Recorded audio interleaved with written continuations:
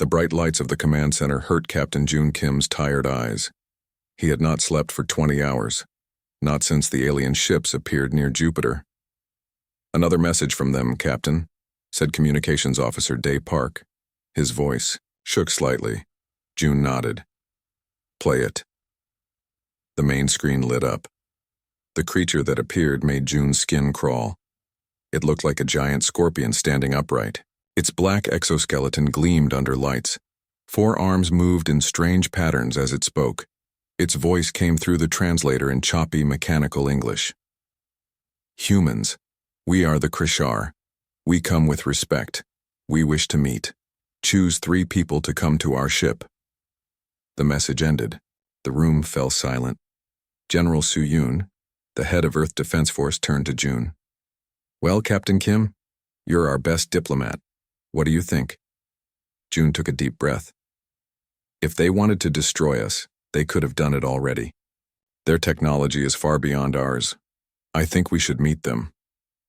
"I agree," said the general. "And you will lead the mission." 3 hours later, June stood in the launch bay of Earth Space Station 1. With him were 2 others, Dr. Hana Park, Earth's leading geneticist and his childhood friend, and Major Tae-han, a military expert. Hana adjusted her uniform nervously. "I still don't understand why they asked for a geneticist." June shrugged. "We'll find out soon enough." The small shuttle took them to the massive alien ship. It was shaped like a crescent moon and was larger than any spacecraft humans had ever built. The shuttle passed through a shimmering force field and landed in a vast bay. "Remember," said June as they prepared to exit, "we represent all of humanity now." The air in the alien ship smelled like cinnamon and metal. 3 Krishar waited for them. Up close they were even more frightening. Each stood nearly 7 feet tall, with segmented bodies and clawed hands. The middle one stepped forward. "I am Ambassador Quetzal. Welcome to the Vanguard." June bowed slightly. "I am Captain June Kim. This is Dr. Hana Park and Major Tai-han. We come in peace on behalf of Earth." "Follow," said Quetzal. They walked through curved hallways filled with strange lights and sounds. Other aliens watched them pass. Some looked like the Krishar, while others were different species June had never seen before. They entered a round room with a large table. Images of stars and planets floated above it. "Sit," said Quetzal. "We have much to discuss." When they were all seated, Quetzal touched the table. A 3D image of the galaxy appeared. "The Krishar Union spans 12 star systems," he said, pointing to several glowing points. "We have brought peace and order to many worlds. Now we offer Earth a place in our union." June chose his words carefully. "We are honored by your offer. But what exactly would this alliance mean for Earth?" Quetzal's mandibles clicked. "Protection, technology, knowledge. In return, we ask for resources and warriors." "Warriors?" Major Tay asked sharply. "Yes, humans are physically weak compared to many species, but you have something special. Adaptability, determination. You survive on a planet many would find harsh. These are qualities we value." Hana leaned forward. "You still haven't explained why you requested a geneticist." Quetzal's compound eyes shifted to her. "Clever. Yes, there is more." He touched the table again. An image of DNA appeared. "To truly understand allies, Krishar share blood. We propose a genetic exchange." The 3 humans looked at each other, in shock. "What kind of exchange?" Hana asked. "Volunteer humans would receive Krishar DNA. It would make them stronger, faster, better able to fight." "Fight who?" June asked. Quetzal touched the table once more. A new image appeared. Strange ships shaped like diamonds. "The Novan Collective. They destroy all in their path. They will reach your solar system in 5 years. Without help, Earth will fall." A heavy silence filled the room. "We need time to discuss this with our leaders," June said finally. "Of course," said Quetzal, "but do not take too long. The collective moves quickly." Back on Earth, the United Nations Security Council met in emergency session. June, Hana, and Tai presented what they had learned. "We cannot trust them," said one official. This could be a trick to weaken us. Or it could be our only chance to survive, countered another. Hana stood up. As a scientist, I'm both fascinated and terrified by their proposal. Mixing alien DNA with human DNA, we have no idea what the results might be. Could you oversee such a program, Dr. Park? Asked the Secretary General. Hana hesitated, then nodded. Yes. If we decide to go forward, I would insist on running it myself, with strict safety protocols. The debate lasted for days. In the end, the decision was made. Earth would accept the Krishar's offer, but with conditions. The genetic program would be strictly voluntary and controlled by humans, and the Krishar would share their technology regardless of the program's success. 1 month later, June stood with Hana in her new laboratory. Through a window, they could see 20 volunteers, all military personnel preparing for the first treatments. Are you sure about this? June asked quietly. Hana's face was tense with worry. No. But what choice do we have? If the Novan Collective is real, we need every advantage. I trust you, June said, squeezing her shoulder gently. If anyone can make this work safely, it's you. The Kreshar say this will make us stronger, Hana replied. But at what cost? We're changing what it means to be human. On the other side of the glass, the volunteers lined up. Among them was Major Tai Han, who had insisted on being first. I just hope we're not making a terrible mistake, Hana whispered. June watched as the Krishar scientists entered the room, carrying containers of glowing green liquid. It's too late to turn back now. For better or worse, humanity is about to change forever. As the first injections began, neither of them noticed Ambassador Quetzal watching from a dark corner, his alien eyes unreadable. The scorpions had come, offering protection and power. But as the green liquid entered human veins for the first time, a question hung in the air. In this deal with the stars, who was really the predator and who was the prey? 3 years had passed since the first human volunteers received Krishar DNA. The program, now called the Scorpion Project, had changed everything. Tae-Woo Lee watched his reflection in the training room mirror. Once an Olympic runner, he was now something more, something different. His skin had a faint pattern like scales when he flexed. He could run faster, jump higher, and fight longer than any normal human. But there were costs.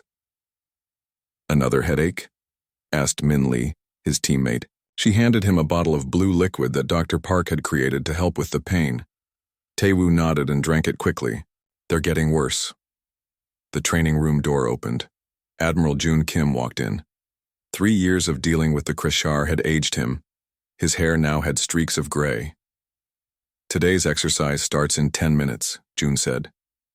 The president will be watching. Great, Tae-Woo said with a frown. More showing off for the politicians. June stepped closer and lowered his voice.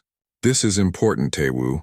Some leaders want to shut down the program. We need to show them that you are in control. Tae-Woo nodded. He understood. Last month, a modified soldier named Jun had lost control during a training session. His anger had taken over, and he had seriously hurt 3 regular soldiers before they could stop him. The incident had been all over the news. We'll be perfect, Tae-Woo promised. The demonstration began well. 20 modified soldiers showed their speed, strength, and special abilities. Tae-Woo led them through complex drills that no normal human could complete. When he activated his subdermal armor, the hardened layer just below his skin that could stop bullets, the watching crowd gasped. Then it was time for combat practice. Tae-Woo and his team faced off against 40 regular soldiers in a simulated battle. The rules were simple. Touch sensors on the uniforms would record kills. Begin, called the announcer. The modified soldiers moved with incredible speed. Tae-Woo could see everything in sharp detail, even in the dim light. He took down 5 opponents in the first minute. His team was winning easily. Then something went wrong. Kang, one of the newer modified soldiers, suddenly froze. His eyes went blank. Then he screamed, a high, inhuman sound, and charged at the regular soldiers with real violence. "Kang, stop!" Tae-woo shouted, racing to intercept him. Too late. Kang struck a soldier with full force, breaking the man's arm. Security alarms blared. The crowd began to panic. Tae-woo tackled Kang to the ground, but Kang fought back with unnatural strength. It took 4 modified soldiers to hold him down until medical staff arrived with sedatives. The damage was done. The president left without speaking to anyone. The next day, headlines around the world screamed about dangerous monsters and alien soldiers out of control. In her laboratory, Dr. Hana Park worked through the night, studying blood samples from Kang and the other modified soldiers. Admiral June brought her coffee at midnight. "What happened out there?" he asked. Hana rubbed her tired eyes. "The Krishar DNA is changing faster than we expected. It's adapting, evolving inside the human body. Is it dangerous? I don't know, yet. But there's something else." She pointed to her computer screen, which showed a scan of Kang's brain. "Look at this area. The Krishar told us their DNA would only affect physical traits, but it's changing brain chemistry too." June frowned. Could they have lied to us? Or maybe they didn't know. But I'm starting to think we don't have the full story. She lowered her voice. And I found something else, something strange. She showed him another screen with DNA sequences. "This is from Tae-woo's latest blood sample. See these sequences? They don't match the Krishar DNA we were given. It's like his body is creating new genetic code." "What does that mean?" "I have no idea. But I need to talk to Ambassador Quetzal directly." The meeting with Quetzal took place the next day on the Krishar ship. Hana brought her data. Admiral June came for support. "Your modified humans are progressing well," Quetzal said. "Soon they will be ready to fight." "Ready to fight?" June asked sharply. "The Novan Collective is still 2 years away, according to your information." Quetzal's mandibles clicked rapidly, a sign of agitation June had learned to recognize. "Plans change. The Collective has increased their speed, and there are other conflicts where your soldiers could prove themselves." "That wasn't our agreement," June said coldly. "Earth forces defend Earth, not fight in your other wars." Hana stepped forward with her tablet. "I have questions about the genetic modifications. We're seeing changes you didn't warn us about." She showed Quetzal the brain scans and DNA sequences. The alien studied them for a long moment. "Interesting," he said finally. "This is unexpected." "Unexpected?" Hana's voice rose. "People are having violent episodes, brain chemistry changes. And look at this DNA. It's evolving beyond what you gave us." Quetzal moved closer to the screen. "Show me more of this DNA." Something in his tone made Hana pause. She glanced at June, who gave a slight nod. "I need more time to study it before sharing additional data," she said carefully. "You will share everything with us," Quetzal said, his voice suddenly hard. The agreement was clear. All research is to be shared. "And all effects of the modifications were to be disclosed," June countered. "It seems we both have concerns about our partnership." The tension in the room was thick. Finally, Quetzal stepped back. "Very well. Take time for your studies, Doctor. Hark. But remember, the Novan threat grows closer. Your modified soldiers are Earth's best hope." Back on Earth, Hana went straight to her private lab, the one only she and June knew about. There, she ran more tests on blood samples from all 20 modified soldiers. "I was right," she told June when he joined her later. "It's happening in all of them. But Tae-woo shows it most clearly. The human DNA isn't just accepting the Krishar changes, it's adapting them, combining them with something else." "Something else?" She nodded excitedly. "It's activating dormant genes, ancient DNA sequences from Earth's prehistoric predators, specifically big cats." June looked confused. "Like lions?" "Exactly like lions.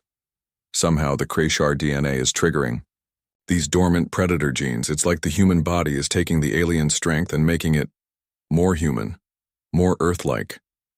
"Does Quetzal know this?" "I don't think so, and I don't think we should tell him yet. I saw his reaction. He wants this data badly." June nodded slowly. "Then we keep it secret for now." But Hana, what does this mean for Tai Wu and the others? Hana looked at the DNA sequences swirling on her screen. I don't know, but I think we're seeing the start of something no one expected. Not us. Not the Krishar. She looked up at June, her eyes bright with wonder and fear. We might be witnessing the birth of a new kind of human. Outside the lab, night fell over the Scorpion Project facility. In his quarters, Taewoo dreamed of running through tall grass, hunting with a pride at his side. His body twitched in his sleep, and beneath his skin changes continued. Scorpion and lion, alien and earth, coming together in ways no one could have predicted. The attack came without warning. 6 ships from the Novan Collective dropped out of faster-than-light travel near Ganymede, one of Jupiter's moons. The human colony there had 5,000 people. They had less than an hour to prepare. Admiral June Kim stood in Earth Defense Command, watching the disaster unfold on the large screens. The faces around him were grim. They're jamming communications, reported a young officer. The colony can't call for help. How long until our ships can reach them? June asked. 10 hours at emergency speed. June closed his eyes briefly. Too long. Far too long. Sir, said another officer. The Krishar ambassador is requesting to speak with you. Moments later, Ambassador Quetzal's image appeared on the main screen. This is unfortunate, the alien said without greeting. The Novan attack was not expected for another year. We need to evacuate that colony, June said, sharply. There is no time, but we can strike back. The ambassador paused. The modified soldiers are ready. We can transport them to Ganymede in 2 hours. 2 hours? Your ships were never that fast. We have kept some technology in reserve. For emergencies. Of course they had. June fought down his anger. Even if you can get them there, 20 soldiers against 6 warships. The soldiers have been trained for this, and we have prepared special weapons for them. June had no choice. He gave the order. Taewoo and his team were loaded onto a Krishar ship that moved faster than any vessel humans had built. In the ship's armory, they were given strange weapons, guns that seemed to merge with their modified skin when they held them. These connect directly to your nervous system, explained the Krishar weapons master. They draw power from your body's energy. They will make you more lethal than any normal soldier could be. 2 hours later, they approached Ganymede. The view from the windows was terrifying. 3 of the colony's 5 domes were already broken. Bodies floated in space around them. The Novan ships, black diamond shapes with pulsing red lights, fired continuously at the remaining structures. Land us near the main dome, Taewoo ordered. We need to protect the survivors. The battle began the moment they exited their ship. The Novans were humanoid but taller, with gray skin and 4 arms. They wore armor that glowed blue at the joints. Taewoo led the charge. His team moved with incredible speed, their new weapons cutting through Novan armor. For the first hour they pushed the invaders back. Then the Novan reinforcements arrived. Hundreds more soldiers poured out of the ships.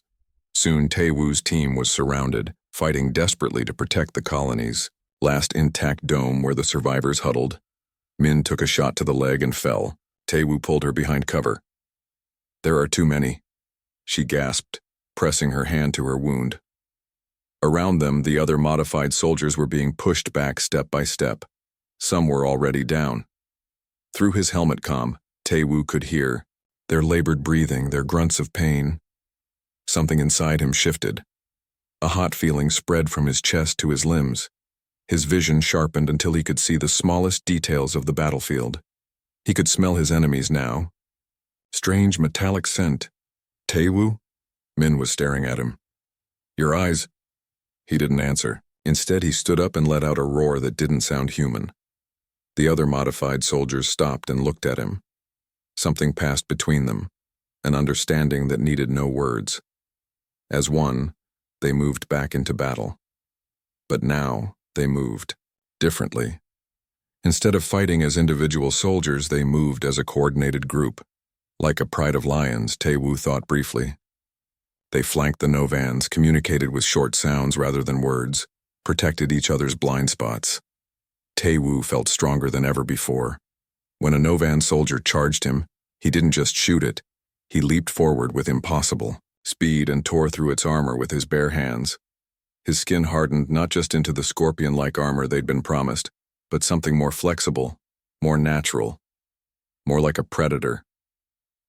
The tide of battle turned. The Novan forces retreated to their ships, but Tae-woo's team followed. They disabled 2 ships completely before the others managed to escape into space. By the time human reinforcements arrived 10 hours later, the battle was long over. Of the 5,000 colonists, 3,000 had survived. Of the 20 modified soldiers, 12 remained standing, though all were wounded. In the medical bay of Earth's flagship, doctors examined the survivors with shock.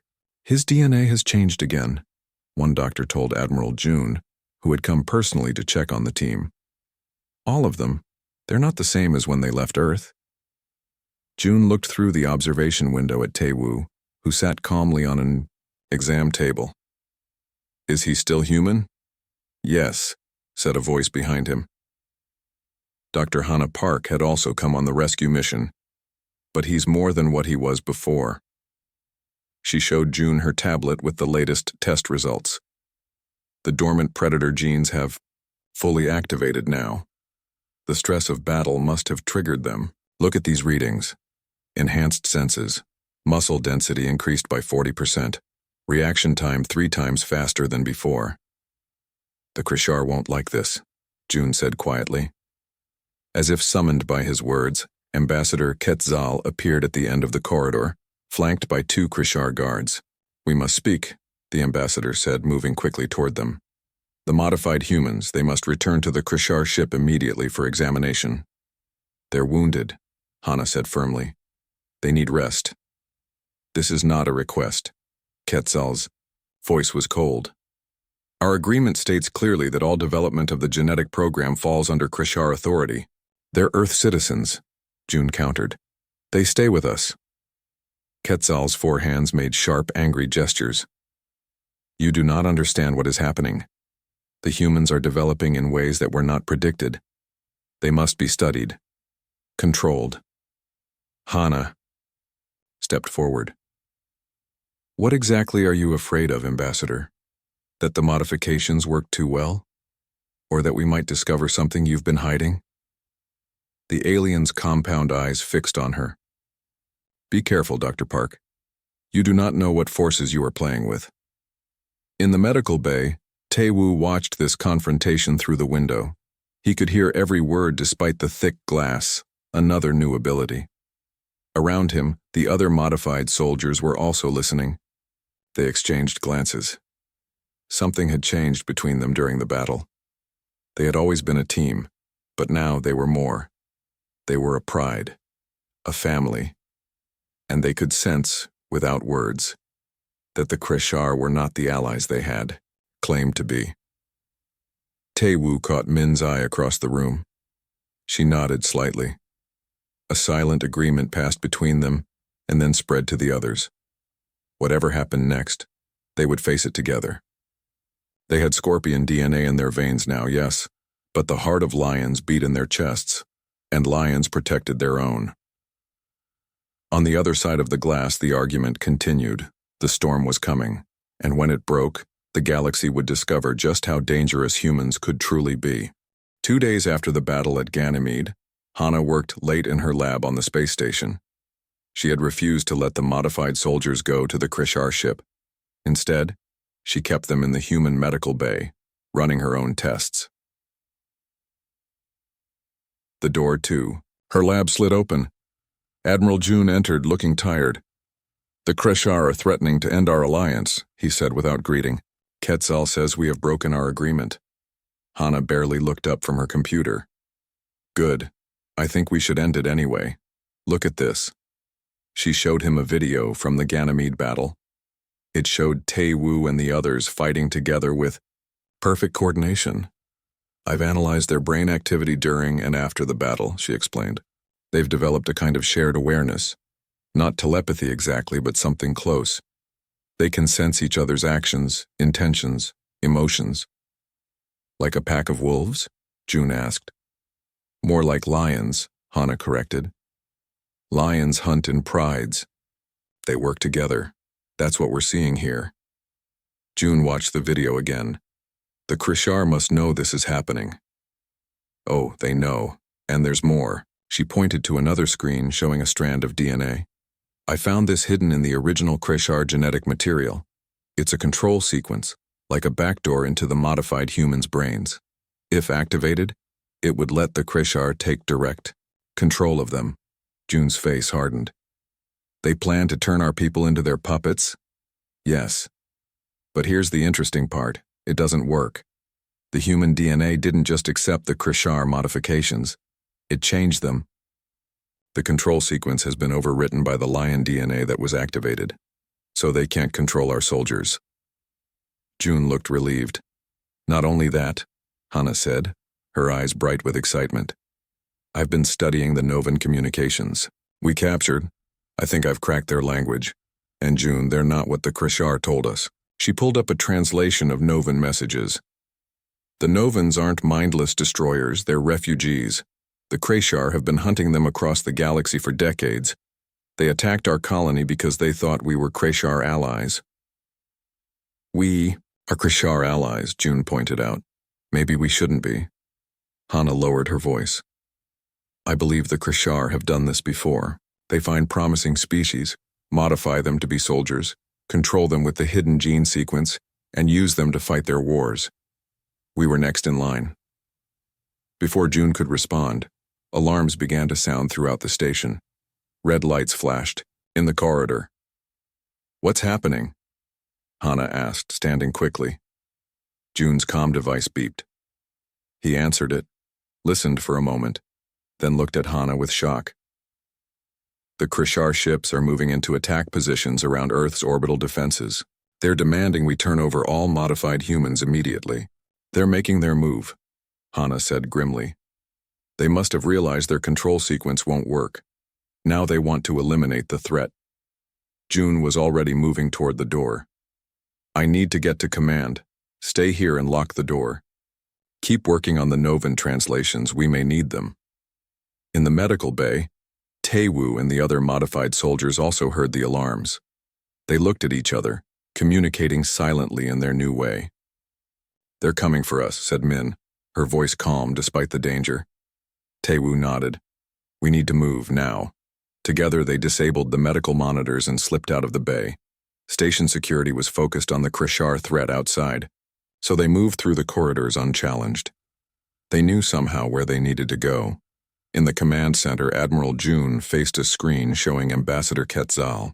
The alien's body language showed rage. Your species has violated our sacred trust, Quetzal was saying. The modified humans must be surrendered for proper containment. They are dangerous, uncontrolled. They defended a human colony while your ships conveniently stayed away. June replied coldly. We know about the control sequence, Ambassador. Your plan to turn our people into your slaves. Quetzal's mandibles clicked rapidly. Then you leave us no choice. Surrender them or we will take them. The screen went dark. Outside the station, the Krishar ships began to power up their weapons. Shields at maximum, June ordered. Prepare. All defense systems. Sir, said a young officer, our shields can't withstand their weapons for long. We need to evacuate. June knew she was right. The Krishar technology was far superior to human defenses. This would not be a battle. It would be a slaughter. The doors to the command center slid open. Taewoo and his team walked in. The regular humans stared at them with a mixture of fear and hope. Admiral, Taewoo said, we have a plan. Quickly, he explained. The modified soldiers would take a small, fast ship and draw the Krishar away from Earth. They would head towards Novan space. The Novans? June asked in surprise. They just attacked us. Dr. Park's translations, Taewoo said. We saw them in her lab. The Novans might help us against the Krishar if they understand we're not willingly allied with them. June shook his head. It's too dangerous. And how did you even know about her translations? Min stepped forward. We can sense things now. Important things. Trust us, Admiral. This is the only way to protect Earth. In her lab, Hana had made a breakthrough. She had managed to create a direct communication channel to the Novan ships that had fled from Ganymede. She composed a simple message in their language explaining the situation and asking for help. The response came faster than she expected. The Novans were cautious, but interested. They had never encountered a species that had broken free from Krishar control before. When Taewoo and his team launched in their small ship, the Krishar immediately gave chase, just as they had planned. What they hadn't planned for was Hana's message bringing 3 Novan vessels to rendezvous with them, near Mars. On the main Krishar ship, Ambassador Quetzal watched in fury as the small human vessel docked with a Novan cruiser. "Destroy them all," he ordered his weapons officers. But before they could fire, a second wave of ships appeared. More Novan vessels, larger and more heavily armed than the first. They formed a protective ring around the ship carrying Taewoo and his team. A message came through on all frequencies in human language. "The Krishar have deceived you as they have deceived many species. We offer alliance against our common enemy. Together we can end their tyranny." On Earth's space station, Admiral June and Hana watched these events unfold with amazement and hope. "It worked," Hana whispered. "They're actually talking to each other." The Krishar ships, now outnumbered, began to pull back. Their plan to control humanity had failed. Worse, they had inadvertently created something they had never seen before. A species that could not only resist their genetic manipulations, but improve upon them. As the joined Novan and human ships approached the station, June looked at Hana. "This changes everything. The whole galaxy just shifted." Hana nodded, watching the ship's dock. "And humanity just found its true place in it." 1 week after the confrontation near Mars, Earth prepared for war. The Krishar had retreated, but everyone knew they would return with a larger fleet. They could not allow their secrets to spread through the galaxy. On the space station, leaders from Earth met with Novan representatives. The Novans were tall with gray skin and 4 arms, but their eyes showed intelligence and caution. Their leader, Commander Vex, spoke through a translator. "The Krishar have done this many times," Vex explained. "They find promising species, modify them, control them, and use them as soldiers. 12 star systems have fallen this way. But the human modifications didn't work as they planned," Admiral June said. "Yes," Vex agreed. "This has never happened before. Your DNA adapted in ways they did not expect. The lion genes you speak of. This is unique to Earth species." Taewoo sat quietly at the table with Min and the other surviving modified soldiers. They had become celebrities on Earth in the past week, heroes who had broken free from alien control. "The Krishar will send their entire fleet," Vex continued. "They cannot allow humans to remain free. It would threaten their whole empire if other modified species learned rebellion was possible." "How long do we have?" asked the president of Earth, who had come to the station for this meeting. 3 days, said Vex. "Maybe 4. Taewoo stood up. Everyone at the table turned to him. "We need a plan," he said simply. "The Krishar have better technology and more ships, but we have something they don't understand." "What's that?" asked the president. "Humanity," Taewoo replied. "We were prey animals once, thousands of years ago, but we became predators too. We know how to be both, how to run and how to fight, how to survive against stronger enemies." He looked at the Novan commander. "Your people have been running from the Krishar for generations, but together we can stand and fight." For the next 3 days, humans and Novans worked together. Dr. Hana Park and Novan scientists shared knowledge about Krishar biology and technology, looking for weaknesses. Admiral June and Commander Vex planned battle strategy, and Taewoo worked with a young tactical officer named Subin Cho. She was not modified, just a regular human with a brilliant mind for strategy. Together they studied old human battles where smaller forces had defeated larger ones. "The Krishar think in straight lines," Subin observed after studying records of their previous battles. "They attack head-on with overwhelming force. They don't expect tricks or traps." "Then we'll give them both," Taewoo said. The Krishar fleet arrived exactly when Vex had predicted, 3 days later, 30 warships dropped out of faster-than-light travel near Earth's moon. They moved in perfect formation, like a swarm of deadly insects. Admiral June stood on the bridge of Earth's newest ship, the Defiance. Around him, a combined fleet of human and Novan vessels waited. They were outnumbered 2-1. All ships. "Report ready, Admiral," said his communications officer. June nodded. "Then let's begin. Signal Taewoo's team." The battle started unlike any the Krishar had fought before. Instead of facing them directly, the human and Novan ships scattered, breaking into small groups that darted around the edges of the Krishar. Formation, firing quick shots and then retreating. On the main Krishar ship, Ambassador Quetzal watched in confusion. "What are they doing? This is not proper battle." His military commander seemed equally puzzled.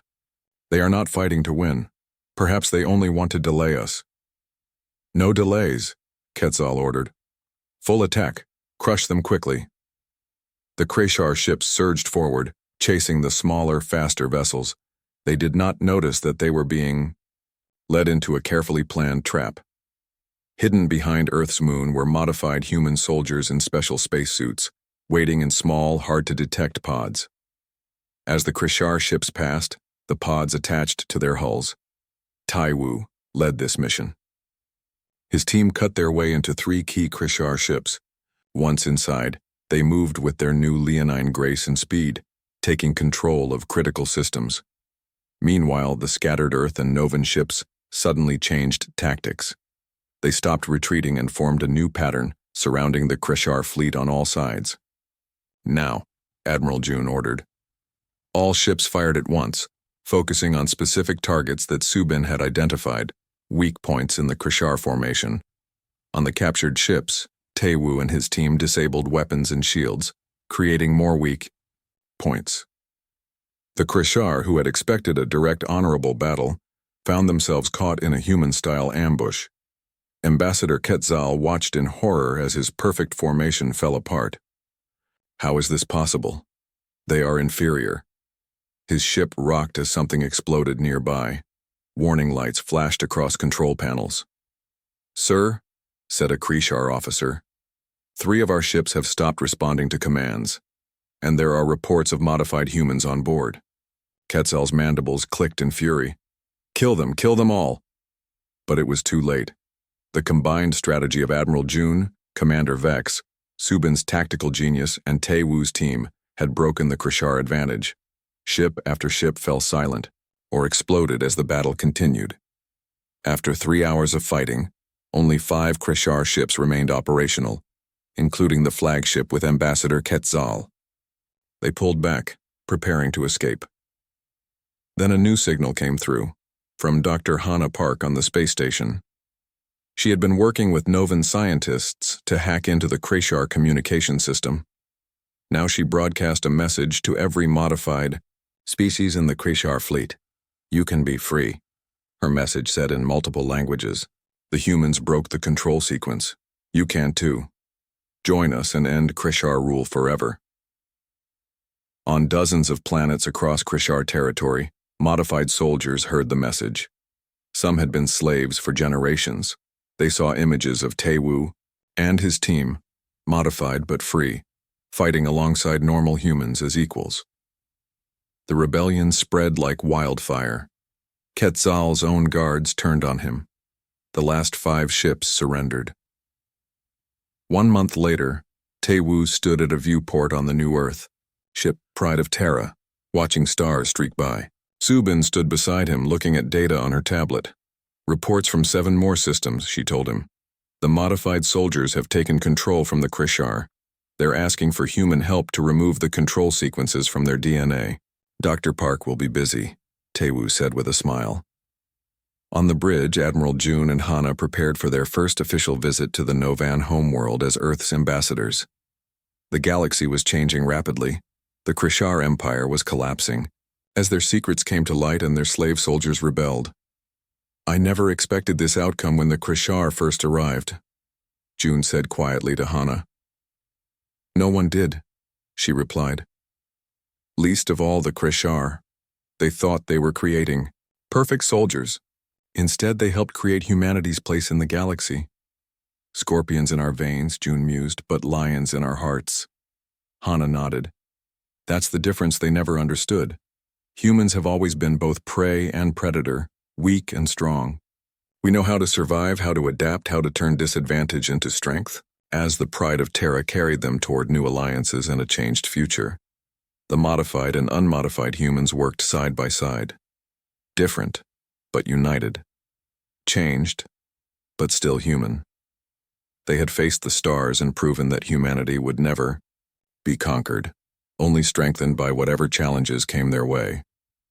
In the medical bay, Dr. Park's research continued. The DNA that had once been a tool for enslavement had become a symbol of human adaptability, and as humanity stepped into a wider galaxy, they carried with them a powerful truth. That true strength comes not from dominating others, but from turning adversity into advantage. A lesson written in the very code of human existence since the first humans looked up at the stars and wondered what waited for them there.